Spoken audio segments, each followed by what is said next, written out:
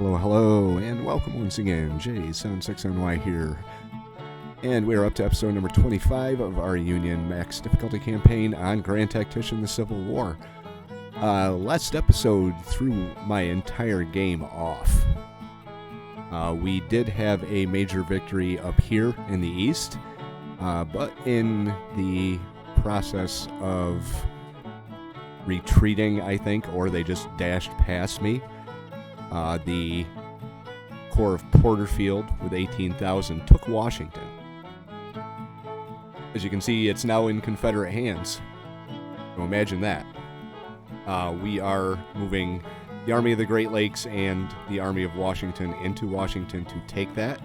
I had not planned on doing any combat past November, but this isn't going to stand. We can't have him in between Baltimore and Washington. Sparrow's Point is basically where he is. So we're going to have to do something about that.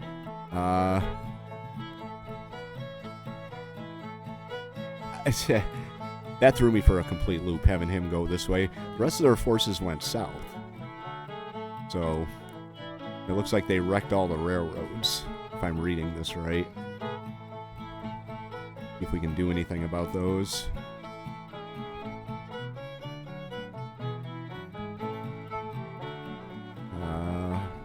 I don't think we can, actually.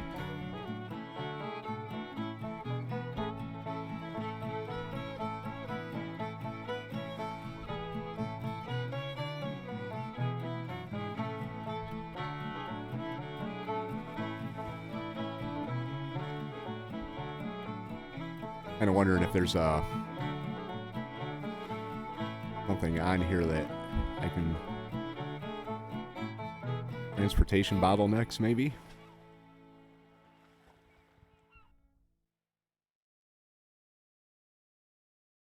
Doesn't seem to show anything.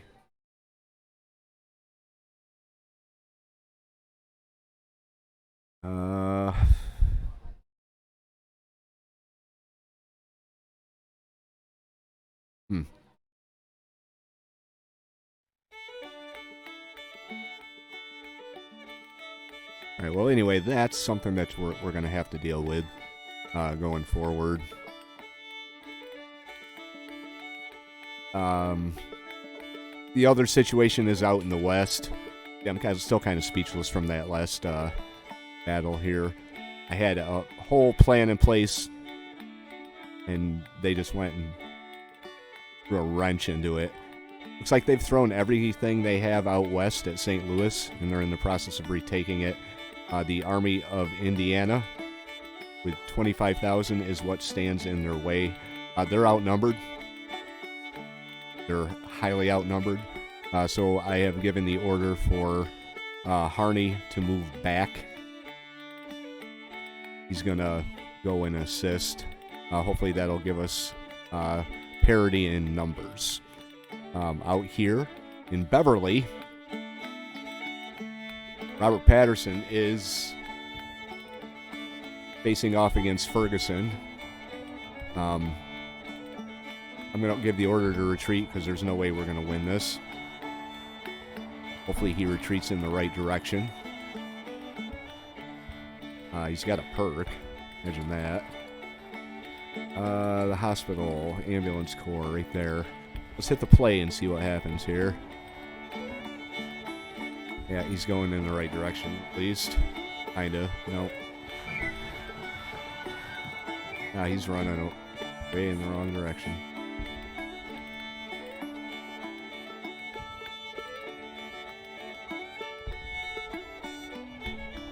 Well, he's going. That's where he's going, apparently. Just gonna leave it there.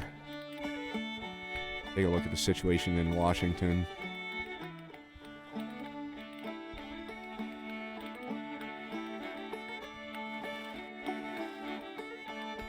Get you up in there.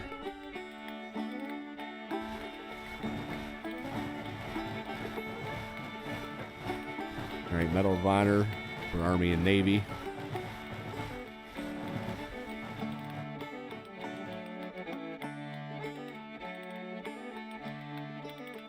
Alright, so we should be retaking Washington.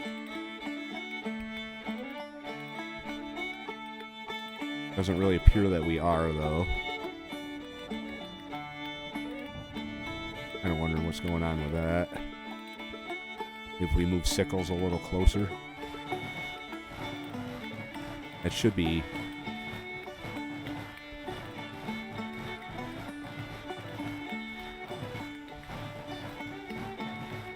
Unless we have to do something about this guy. That may be the case. Start paying attention to what's going on out here. Looks like McClellan is ready to move, as is the Army of New England.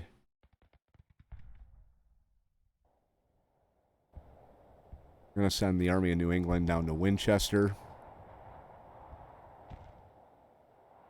We're going to send McClellan...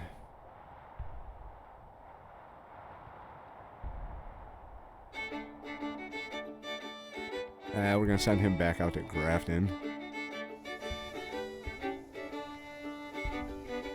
Then out west...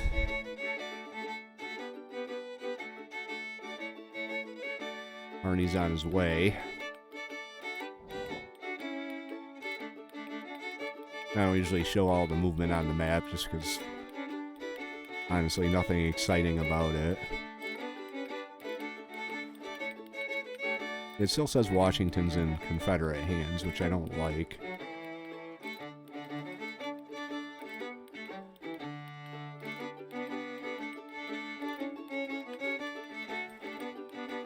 We gotta do something about this guy up here, though.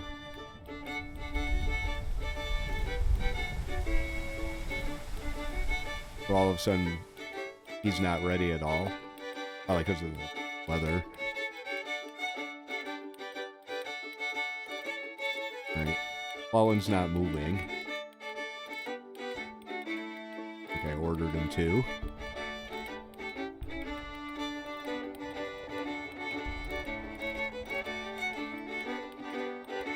Give you hospital, ambulance corps, too. Alright, now he's moving. See what that did for our national morale. 68? Holy crap.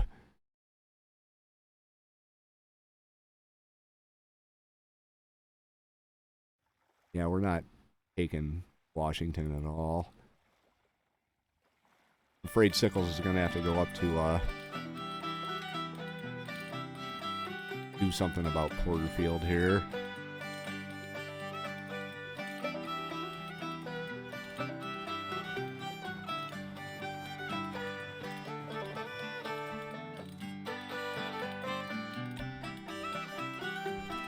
The Army of Northeast Virginia. Oh, he's leaving. Okay.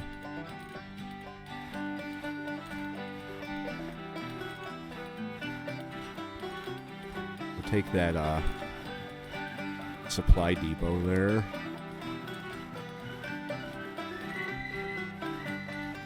In Cotton Policy 2 selected. Speaking of policies, let's pause here for a second. It's now into January.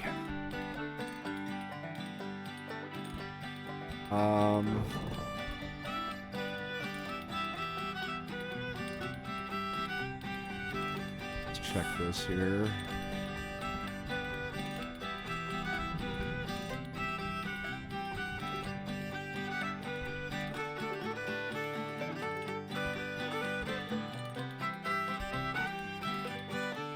Administrative reform.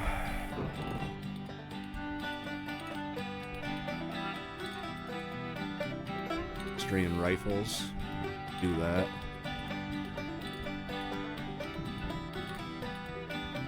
There you go.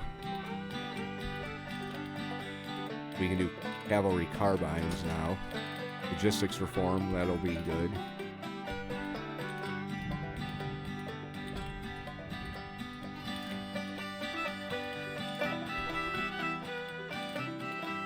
Ernest King.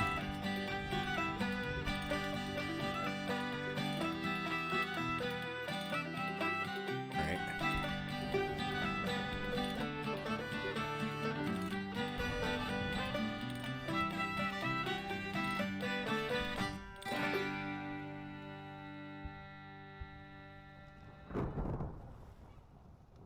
Policy Yeah, that's what I'm trying to do. There we go. We need more recruits is what we need.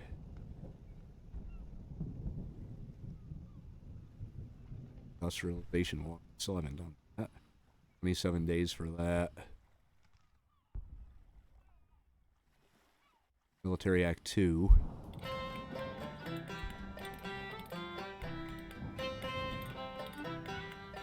Enrollment Act. 32 days. Do that. Okay, so for all intent purposes, we are kind of in winter quarters. I really don't have any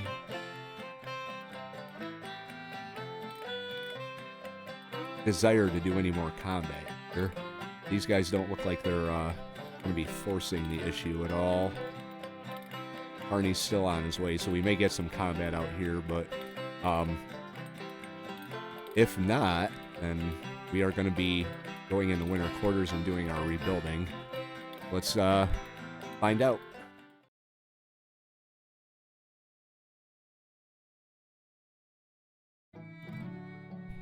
All right, so Portfield did pull out of the Washington, D.C. area.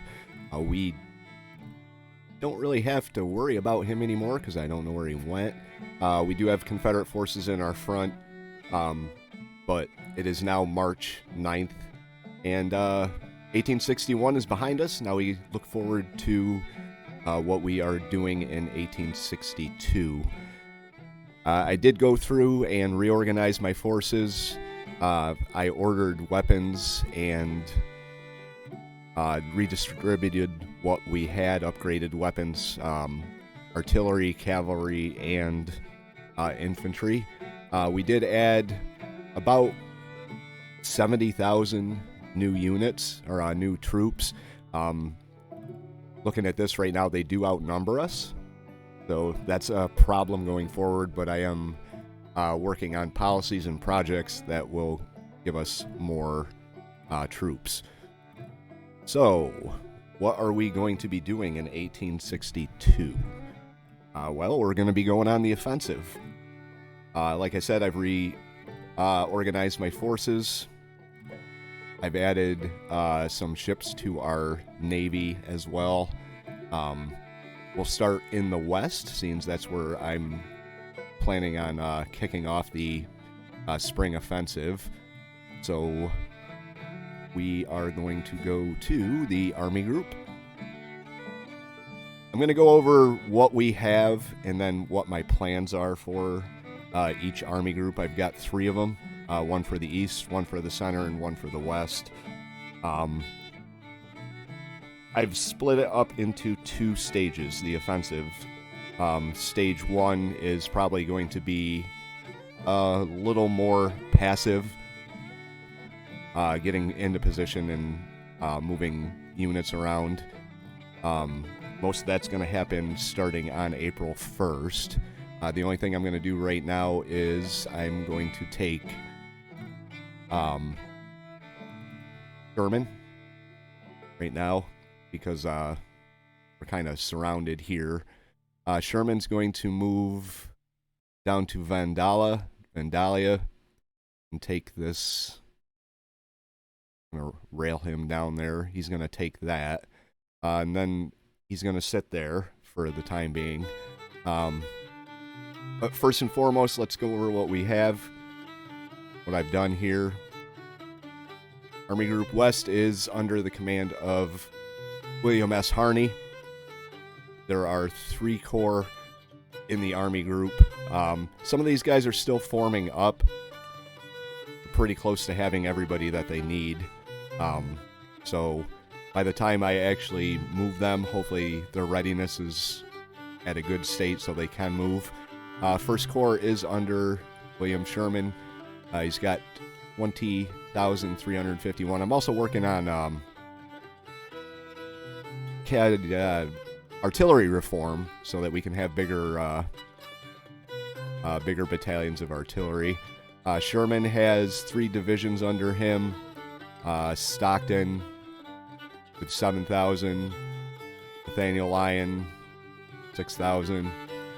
William T. Ward and an artillery battery in the 4th Division. These guys, they still have the mixed muskets, but I do have Springfield, so I'll go through and upgrade all these guys as I go. I can't seem to get the volume on the music to turn down at all, so apologies if it's a little bit distracting, but I'll go through and upgrade these guys before we make any moves. The orders that I placed right here, we've got Jocelyn's 14-pound James, we've got Springfield's. I've ordered 50,000 of those. It's 68 days out. We've got Lorenz, 50,000 with 68 days. We've got the Napoleons that are coming in a day. So, working on diplomacy as well to get some of those nice European rifles. Anyway, Sherman is going to move over by rail right now and take that. Hold on.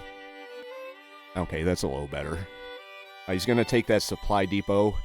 Our 2nd Corps, our 2nd Western Corps, is under Charles Sanford. He is the one that is just north of St. Louis right now. They hold St. Louis. We have our Western Cavalry Corps in the area as well. They're down here.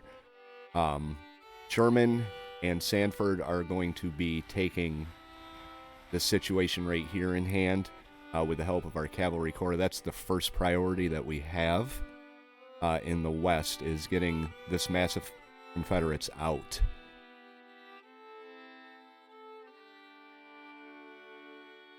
So we're going to be working on that in the West.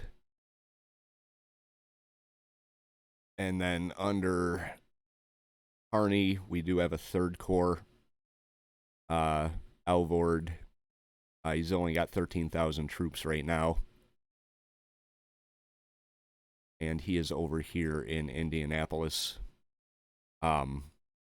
Stage 1 in the Western Theater. Our 1st Corps Sherman is going to rail to that supply depot right there. And then on April 1st, we are going to move him and our 3rd Cavalry, or our Western Cavalry Corps, up to assist in this battle right here. After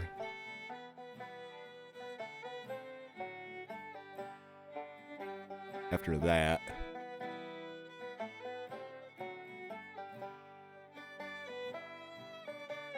our 2nd Corps and our 1st Corps are going to move south down to Cairo. Basically what they're going to do. Now, this is tentative after the 2nd stage of the offensive, depending on what the Confederates decide to do. But we're going to move down the river. We're going for Memphis, going for Vicksburg, Baton Rouge, and New Orleans. This will give us the split the Confederacy in 2 objective right there. At some point, our Cavalry Corps is going to move over to Louisville because the 3rd Corps is going to move down, and he doesn't have a whole lot of men. So that's going to happen on April 1st. I'm going to put him in Louisville, and he's going to sit there until the Cavalry Corps arrives to take control of that situation. Central Army, our Army Group Center, is right here. We are under the command of Ulysses S. Grant. Grant has 3 corps under him, 62,000 men. We've got Ambrose Burnside in charge of the 1st Corps.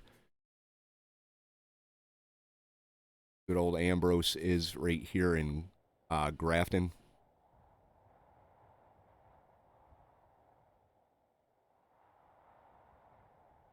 Our second corps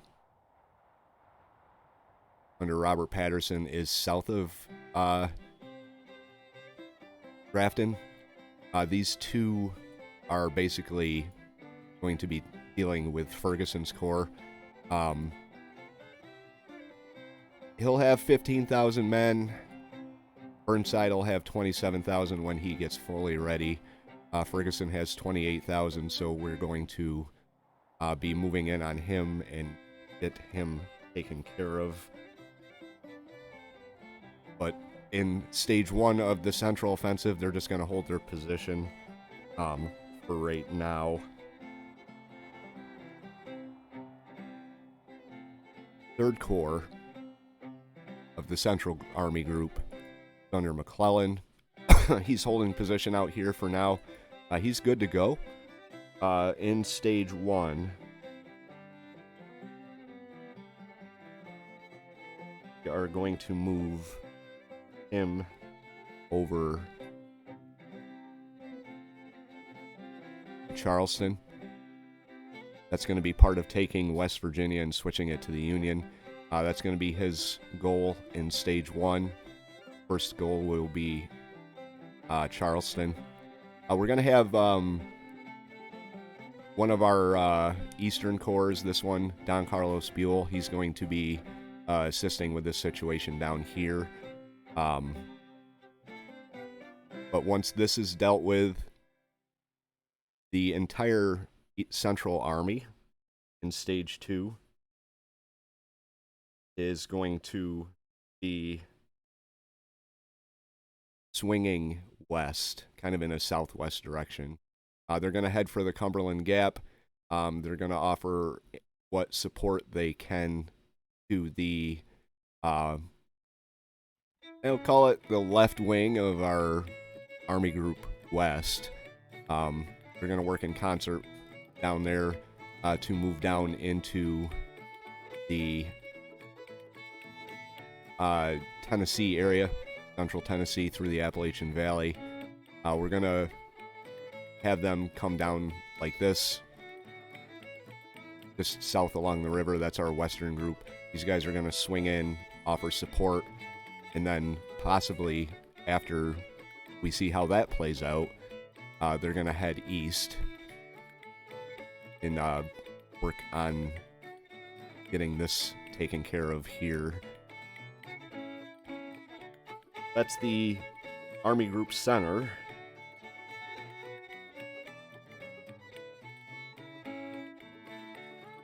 Then we've got the big main front line with Army Group East. Army Group East is under the command of Irving McDowell. They have 75,000 men. They consist of the 1st Eastern Corps under Don Carlos Buell. First stage of the offensive, Buell is going to move into Wheeling here.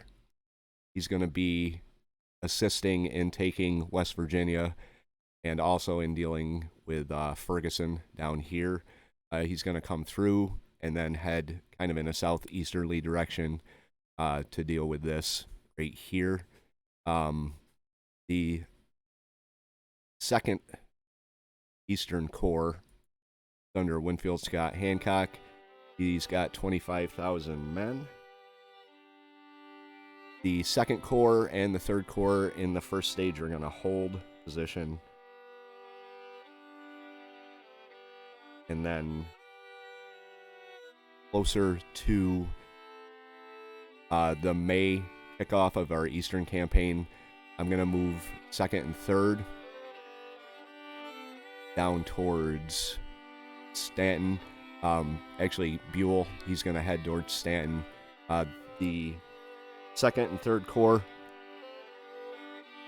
as well as our Eastern Cavalry Corps, are going to head south. We've got forces to deal with here.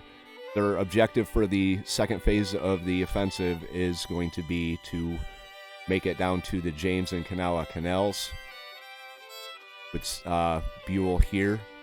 So we're going to hold position right along here and get our forces mustered, I guess you could say.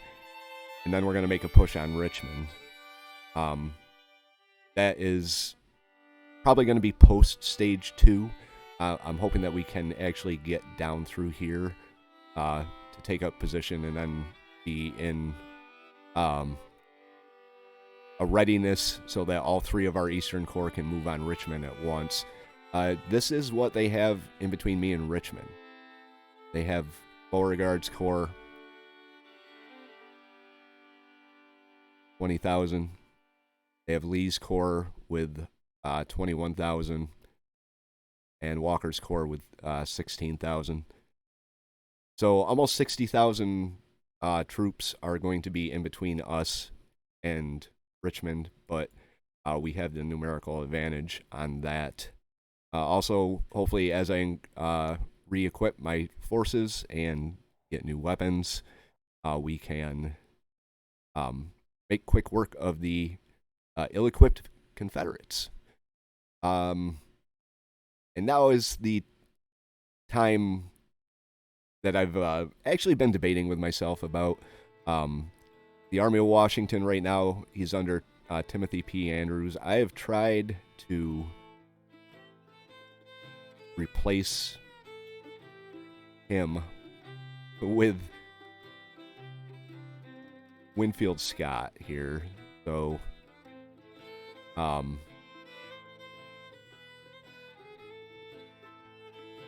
unfortunately, Winfield Scott, I just want him up there. He has been kind of taken out. He's somewhere. I don't remember where, but I can't get rid of him. I can't take him out of where he is. I'm also working on upgrading supply depots.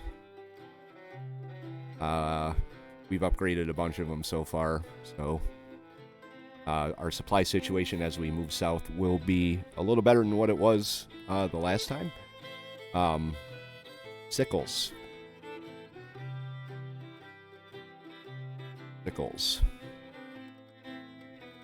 He'll have 35,000 men in Sickles' army. I didn't put him into any corps because I want him to operate independently. And I've gone back and forth on where I want to take Sickles. He does have 4 divisions of infantry, battalion, or a whole division of artillery, and a small one of cavalry. Probably going to be adding some cavalry to General Sickles. Right now we don't have the weapons available to upgrade, so we'll have to wait until they come in and then upgrade them. Now what I'm going to do with Sickles, I was going to put him on a boat and have him come down along the coast and invade somewhere along here. I am going to send a pretty sizable force in terms of naval power down to protect him, and as well as start bombarding and blockading forts. That's part of what I did with the Navy. And as far as Sickles goes, like I said, I was planning on bringing him down, putting him down here, establishing a foothold in the south, building up supplies, and working on taking forts and cities down here to knock their morale down, and then eventually link up with our Army Group East. Down here in Charleston, this is one of the options that I considered. We still hold Fort Sumter. They are being attacked by Jeb Stuart and his cavalry. They've only got 13 men. This fort may fall. I don't think there's anything I can do to stop it. So I did briefly consider taking Sickles all the way down here and trying to relieve the garrison at Fort Sumter. And I still may do that. Actually, no, that's not what's going to happen. Like how I'm fully prepared for this, I'm still debating with myself about what I want to do with sickles here.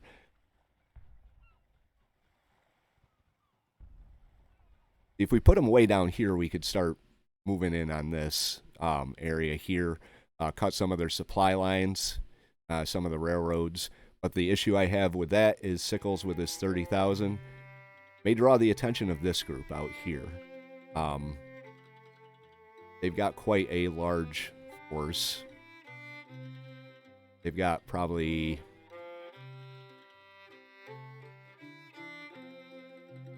50, 60,000 there.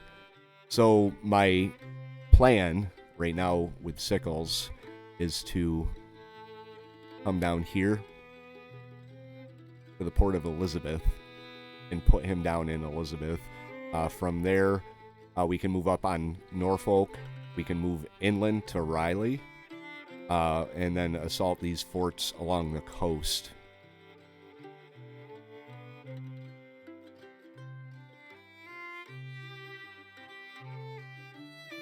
Take a look at our Navy here.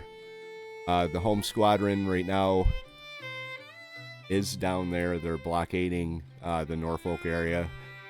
91 guns under Garrett J. Pendergrast. Our flying flotilla is up here waiting orders. They're kind of small. I did...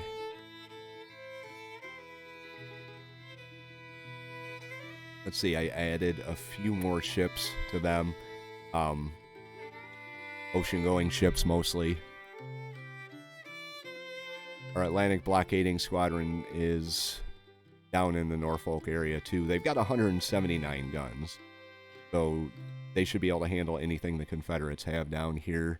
Gulf blockading squadron is down here with 94 guns and a perk available. So there we go.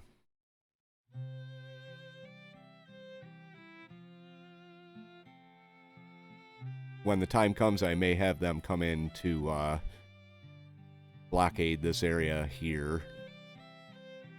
Long Island Sound Squadron has 126 guns, or they will.